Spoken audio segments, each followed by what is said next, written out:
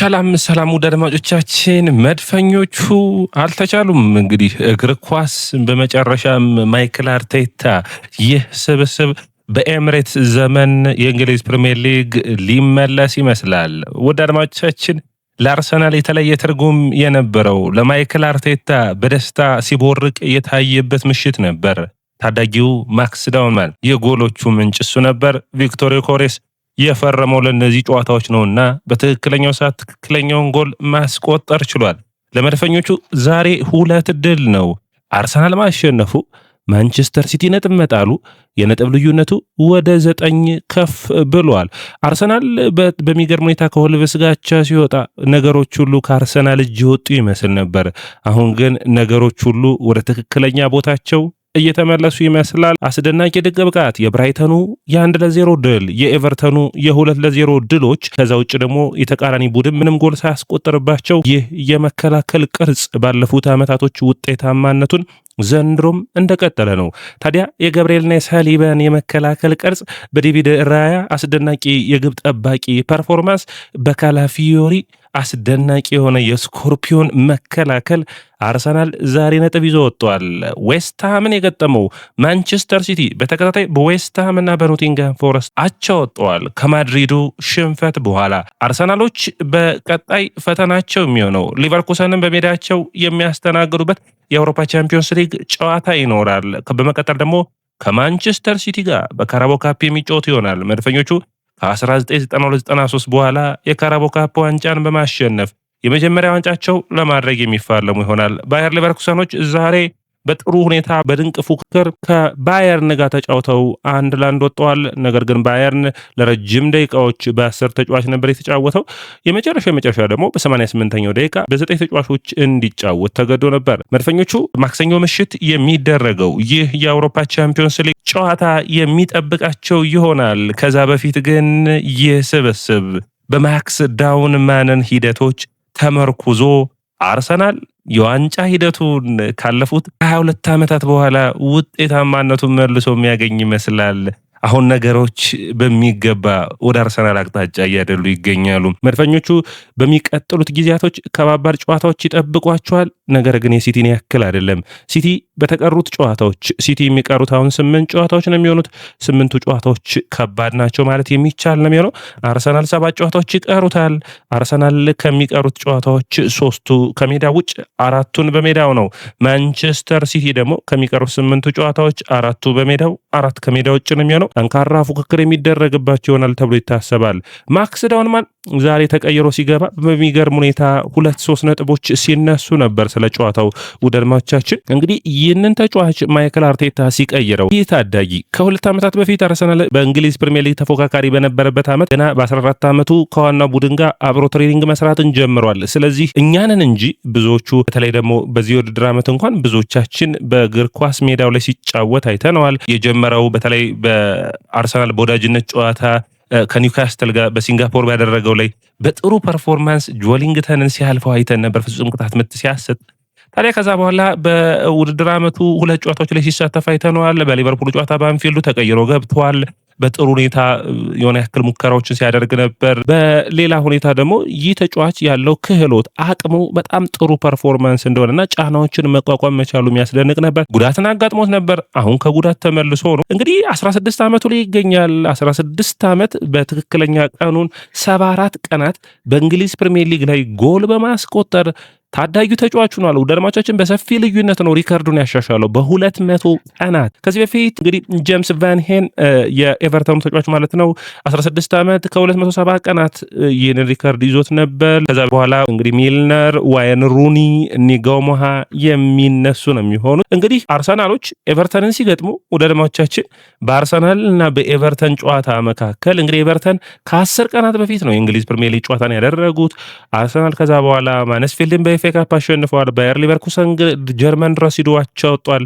ሌላኛው ጨዋታ ነው። በእነዚህ ጨዋታዎች ደግሞ ዲክላን ራይስ ቋሚ ሆኖ ተጫውቷል። ይህ ስብስብ አስደናቂ ፐርፎርማንሱን እንደቀጠለ ይገኛል። እንግዲህ በጨዋታው ላይ የምናነሳቸው ነጥቦች ይኖራሉ። ነገር ግን ሁሉም ነገር ከማክስ ዳውንማን ነው የሚጀምረው። ማክስ ዳውንማን ተቀይሮ ገባ። ማይክል አርቴታ እንደተናገረው የሆነ ነገር ይሰማኝ ነበር። አንዳንዴ ውስጣችሁን የሚሰማችሁ ነገር አለ አይደለ?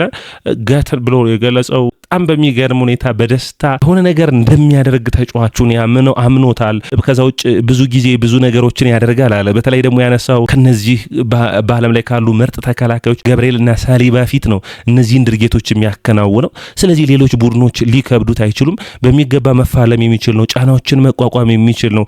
አንዳንድ የአርሰናል ደጋፊዎች ደግሞ ሰኞ እንዴት ነው ወደ ትምህርቱ የሚያቀነው? ገና የ12ኛ ክፍል መልቀቂያ ፈተናዎችን አልወሰደም። በጣም የሚገርም ታዳጊ ተጫዋች ነው። ወዳጆቻችን ክህሎቱ በጣም የሚገርም ነው። ድሪብል የማድረግ አቅሙ፣ በራስ መተማመኑ፣ ክሮስ ያደረገበት መንገድ፣ ፒክፎርድ የተሳሳተበት መንገድ በሚገባ ነው በጨዋታው ላይ ብልጫ የወሰደው። ቪክቶር ዮኬሬስ ሁሌም እንደሚባለው አንድ አጥቂ የሚያስብለው በትክክለኛው ቦታ ትክክለኛው ሰዓት ሲገኝ ነው። የማይክል አርቴታ ቅያሬዎች ውጤታማ እንዲሆኑ ሆነዋል። በአጠቃላይ ስለ ጨዋታው የተለያዩ ነጥቦች እናነሳለን። ማክስ ዳውንማን ግን አስደናቂ ተጫዋቹ ነው። አርሰናል በኤምሬትስ ይህንን ዋንጫ የሚያሸንፍ ከሆነ የመድፈኞ ድቹ ደጋፊዎች ይህንን ጨዋታ የሚያስታውሱት ይሆናል። ለማክስ ዳውንማንም ለሚቀጥሉት ዓመታቶች የአርሰናል ሌላኛው ስታርቦይ የተወለደበት ጊዜ ነው። አዲሱ ቡካዮ ሳካ ማለት ይቻላል። አዲሱ ታዳጊው የመድፈኞቹን ትልቁን ሸክም ሊሸከምላቸው የመጣው ማክስ ዳውንማንና ቀጣይ የውድድር ዓመቱ ጨዋታዎች በጣም ወሳኝ ይሆናሉ። የዚህ ተጫዋች ፐርፎርማንስ በዚሁ ክህሎቱ የሚቀጥል ይሆናል። አስደናቂ ክህሎት ያለው ነው። አንዳንድ አድማጮች ይህንን ተጫዋች በሌላ ቡድን እንዳንቀማ የሚል የአርሰናል ደጋፊዎች ሀሳብ ካላችሁ ውድ አድማጮቻችን ሀሳብ አይግባችሁ። ማክስ ዳውንማን ከአርሰናል ደጋፊ ቤተሰቦች የተወለደ ነው። አርሰናልን እስከ መጨረሻ ድረስ የሚወድ ትልቅ አባት አለው። በጣም ለአርሰናል እንዲፈርምና የብዙ ክለቦችን ጥያቄ ውድቅ አድርጎ ነው ቅድመ ኮንትራቱን የፈረመው። ለሚቀጥለው ዓመት ቋሚ ኮንትራቱን የሚፈርም ይሆናል። አምና በኢታን ንዋነሪና በሊዩስ ስካሊ ያስደነቀን ማይክል አርቴታ ዘንድሮ ደግሞ ለማክስ ዳውንማን በሚገባ እድሉን ሰጥቷል። ለኢብራሂምም ለሃርማን አኑስ የሰጠው እድሎች የሚረሱ አይደሉም። እንግዲህ ይህ ስብስብ ከቀን ወደ ቀን ከጨዋታ ወደ ጨዋታን መቆጣጠር እንዴት ማሸነፍ እንችላለን የሚል የራስ መተማመን፣ ከዛ ውጭ ደግሞ ያንዳንዱ ተጫዋች የሚፋለምበት ዴቪድ ሞይስ የሰጠው አስተያየት በጣም የሚገርም ነው። ምን አይነት ኳስ ነው ያስቀረው አለ ካላፊዮሪን።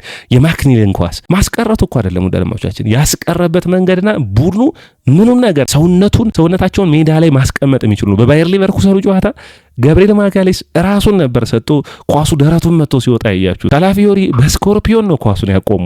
አስደናቂ ክህሎት ነው። ይህ የቡድን አንድነት የሚጠይቀው ሰዓት ላይ የመድፈኞቹ ስብስብ የማክስ ዳውንማን ጎል ከተቆጠረ በኋላ ደጋፊዎቹ፣ ተቀያሪ ተጫዋቾቹ ጠቅላላ ማይክል አርቴታን ጨምሮ ወደ ማክስ ዳውንማን ሲሮጡ ይታያል። አንድነት ካለ በሁሉም ውድድሮች ላይ አርሰናል ዘንድሮ ታሪክ የሚሰራበት የውድድር ዓመት ይሆናል ብዬ ጠብቃለሁ። ስለ ጨዋታው ግን በጠቃላይ እናንሳ። ማይክል አርቴታ በቋሚ አሰላለፉ ላይ ያሳየው እንግዲህ የተለመዱትን አሰላለፍ ነው። ያው ካላፊዮሪ ቋሚ ሆኖ መጀመሩ፣ እዛም ውጭ እንግዲህ የቡካዮ ሳካና ማዱዌኬ ሁለቱን መስመሮች ይዘው መጀመራቸው የተቃራኒ ቡድንን በሚገባ ለመለጠጥ የመረጠው ያጫወት ስታይል ነበር። ያም ውጤታማ ለማድረግ አርሰናሎች እድሎችን ይፈልጉ ነበር። በሚገባ እድሎችን ማግኘት አልቻሉም ነበር። ነገር ግን የማክኒል አጋጣሚ በተለይ ኒዳይ በሚገባ ከፖሉ ከተጋጨ በኋላ ራሱ ፖሉን የመለሰበት አጋጣሚ የመጀመሪያው ደግሞ በካላፊዮሪ ያወጣው ኒዳይ የሞከረው ራሱ ኦፍሳይድ ነበር አልነበር የሚለው ብዙም ድጋሚ ባላየውም በጣም የሚገርም ኳሶችን ማስቀረት ችሏል። ዴቪድ ራያ እንግዲህ በውድድር ዓመቱ ስንወቅሰው ነበር አይደለም፣ ጥሩ ሲሰራ ደግሞ ማድነቅ ይጠበቅብናል። ዴቪድ ራያ ያን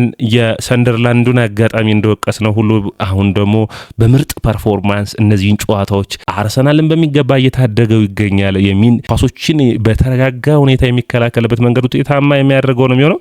እንግዲህ አርሰናል በመጀመሪያው አጋማሽ ያገኛቸውን አጋጣሚዎች ለመጠቀም ሙከራ አድርጓል። በሁለተኛው አጋማሽ ግን ጨዋታው ጊዜው እየገፋ ሲመጣ የአርሰናል ደጋፊ የኤምሬትስ ከመጨነቅ ይልቅ ቡድኑን ለመደገፍ ያደረጉት ጥረት፣ ከዛ ውጭ የኢብሪቺ ኤዜ ከርቀት የሚያደርጋቸው ሹቶች፣ በተለይ ኤዜ በጨዋታ ውስጥ በራስ መተማመኑ በሚገባ እያደገ እንደመጣ ይታያል። አርሰናል 2 ጎሎችን ሲያስቆጥር እንግዲህ ከ2.6 ኤክስጂ ነው። 25 ሹቶችን አድርገዋል። 7 ታርጌት ናቸው። ይህ እንግዲህ አርሰናል ከረጅም ጊዜ በኋላ ሀቨርትዝን ቋሚ አድርጎ በአጥቂ መስመር ላይ ያሰለፈበት ጨዋታ ነበር። ሀቨርትዝ ኳሶችን በማውረድ ስፔሶችን በመፈለግ፣ ከዛ ውጭ ደግሞ አርሰናል በ2 የ10 ቁጥር ተጫዋቾችና በሃፍናይም በመጫወቱ እድሎችን ለመፍጠር በጣም ጥሩ ጥረቶችን የሚያደርግ ነበር። ነገር ግን የተቃራኒ ቡድን መከላከል በጣም ጥሩ ነበር። እንግዲህ ለመድፈኞቹ ጥሩ እድል የነበረው ከቆመ ኳስ ጠንካራ የነበረው ታርኮስኪ በጨዋታው ላይ አልነበረም በኤቨርተን በኩል። ነገር ግን በጥሩ ፐርፎርማንስ ነው። ኤቨርተን በጣም የሚደንቅ ጥሩ ቡድን ነው። ለአድማጮቻችን በማጥቃቱ በመከላከሉ ያለው ጥራት በጣም የሚገርም ሆኖ ነው የታየኝ። እንዳላቸው ይታወቃል። ጄምስ ጋርነር እንዲሁም ደግሞ በአማካኝ መስመሩ ላይ የድዋነስ ቤሪሃል ከኤድርሰን ጋናጉዌ ጋር ያላቸው ጥምረት ኢግሮማሃም በጣም ጥሩ ፐርፎርማንስ ያላቸው ናቸው። ማክኒልና እንዲሁም ደግሞ ቤሪም ወይም ኔቶም ጥሩ ፐርፎርማንስ ያደረጉ ቤቶም ማለት ነው ጥሩ ፐርፎርማንስ ያደረገ የማጥቃት ክፍል አላቸው።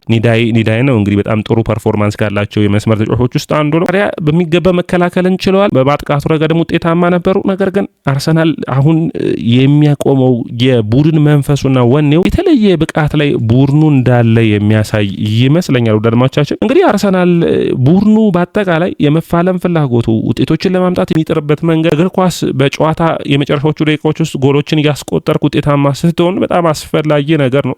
አርሰናል ባለፉት ጨዋታዎች ላይ ጎሎችን ካስቆጠሩ በኋላ ወደ ኋላ ያፈገፍጋሉ፣ ጎሎች ይቆጠሩባቸዋል የምንለውን አጋጣሚ በሚገባ መቀነስ የሚችል ልፋታቸውን ውጤታማ የሚያደርግ ሁለተኛ ጎልን በሚገባ ማስቆጠር ችለዋል። ነገር ግን ያለፉት ዓመታቶችን አርሰናል ስናነሳ በአርሰናል በኩል የገብርኤልና የሳሊባን ጥንካሬ ስናነሳ ነበር አይደል? አሁን ደግሞ ውጤታቸው በመጨረሻ የሚያገኙበት ጊዜ ይመስላል። በጣም ጥራታቸው ከፍ እያለ መጥቷል።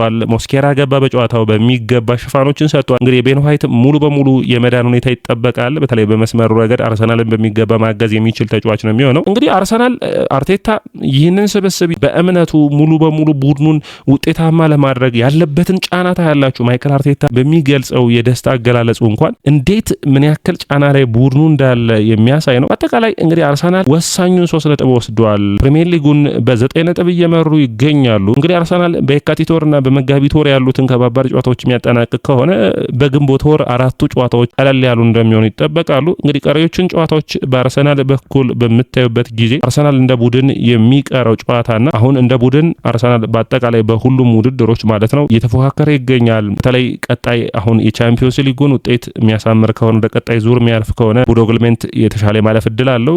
እንግዲህ ወደዛ የሚያደርገው አንዱ የሚጠበቅ ጨዋታ ነው የሚሆነው። ነገር ግን አርሰናልን እንደ ቡድን በጥሩም በጠንካራም በደካማም ሁኔታ ቡድኑን ሲደግፉ ለነበሩት ደጋፊዎቹ የሚያስደስቱ ነገሮች ደግሞ እንዳሉም መረሳት የለበትም። ከነዛ ውስጥ አንዱ እንግዲህ አርሰናል በፐርፎርማንስ በውጤት ረገድ ከሚቀሩት ጨዋታዎች አሁን ኤቨርተን አሸንፏል። ቀጣይ እንግዲህ በርንማውዝን ከሜዳው ውጭ ማንቸስተር ሲቲን በሜዳው ኒውካስትልን፣ እነዚህ 3ቱ ተከታታይ ጨዋታዎች ናቸው አርሰናልን ሊያስቸግሩት የሚችሉት እነዚህ በሚያዝያ ወር የሚደረጉት ማለት ነው። ከዛ ውጭ በግንቦት ግን ፉልሃም፣ ዌስትሃም፣ በርንሌይና ፓላስ እነዚህ 4 ጨዋታዎች የሚያስቸግሩት አይመስለኝም። ምክንያቱም ፉልሃም፣ ዌስትሃም በዛ ወቅት በፕሪሚየር ሊጉ ይቆያል ይወርዳል የሚለውን የሚያውቅበት ይሆናል። በርንሌይ የመውረዱን የሚያረጋግጥበት ይመስለኛል። ፓላስ ከሜዳ ውጭ ነው፣ ጠንካራ ፉክክር ነው። ስለዚህ እነዚህን ጨዋታዎች የሚጠብቅ ይሆናል። በማንቸስተር ሲቲ በኩል እንግዲህ ፎረስትና ዌስትሃም ላይ አቻ ወጥቷል። ቀጣይ በሜዳው ፓላስን ነው የሚገጥመው። ፓላስ በጥሩ ፐርፎርማንስ ላይ የሚገኝ ቡድን ነው። ከፓላስ በመቀጠል በቀጥታ የፓላሱ ጨዋታ ተራዝመዋል። መቼ እንደሚደረግ አይታወቅም። አሉ ደማቻችን ቀጣይ ሳምንት የካራባኦ ካፕ ጨዋታ ስላለ ስለዚህ ቸልሲን ነው የሚገጥመው። አርሰናል በርንማውዝን ሲገጥም ከዛ ውጭ እርስ በራስ የሚገናኙበት ይሆናል። ወሳኙ ምዕራፍ የሚሆነው እንግዲህ አርሰናል እርስ በራስ ከማንቸስተር ሲቲ ጋር የሚገናኝበት ጨዋታ ነው የሚሆነው። ነገር ግን